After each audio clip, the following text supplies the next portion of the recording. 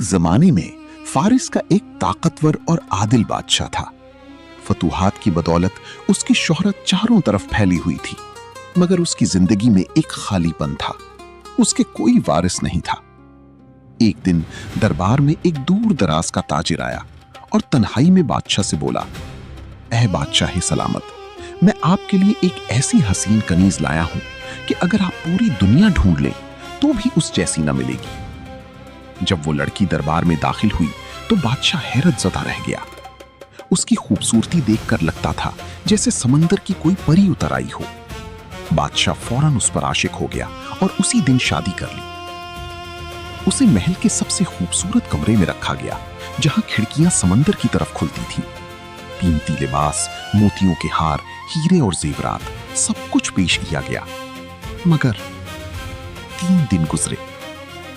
चौथे दिन बादशाह उसके कमरे में आया। लड़की ने ना तो उसका इस्तकबाल किया, ना खड़ी हुई, ना एक लफ्ज बोला। वो बस खामोशी से खिड़की से समंदर देखती रही। बादशाह ने बहुत कोशिश की, मोहब्बत भरी बातें की, पूछा कि क्या तुम्हें अपना वतन याद आ रहा है, मगर वो एक लफ्ज भी ना बोली। पूरा 1 साल गुजर गया, वो एक लफ्ज भी ना बोली।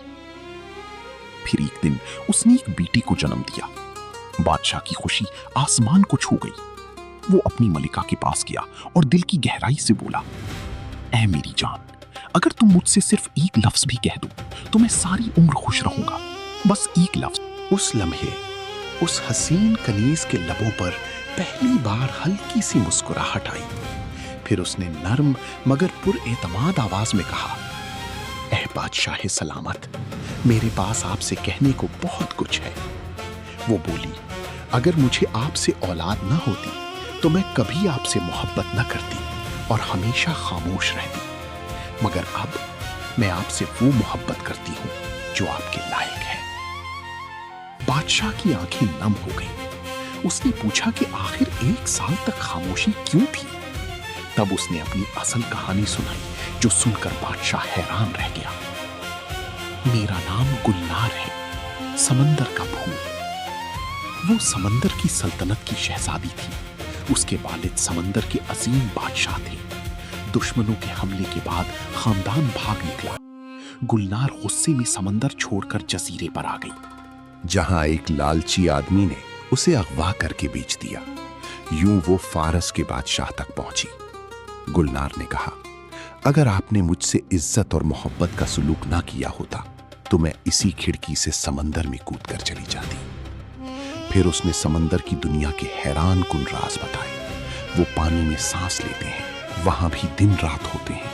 महल्लात मोतियों और क्रिस्टल के बने होते हैं। गुलनार ने जादुई तरीके से अपने खानदान को बुलाया।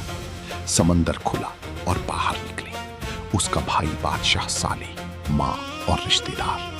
खुशी के आंसू, गले मिलना और जज्बाती लम्हात। बादशाह सालेह ने नन्ही शहजादी को उठाकर समंदर में कूद दिया।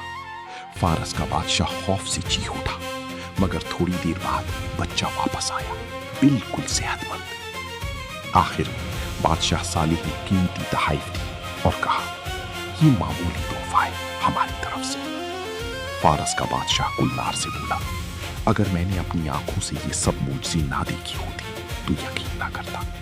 अल्लाह का लामहदूद शुक्र है कि उसने मुझे तुम जैसी अजीम और पुरस्कार मलका अता की। उस दिन के बाद समंदर और जमीन की 2 सल्तनतों के दरमियान एक खूबसूरत अबदी रिश्ता कायम हो गया।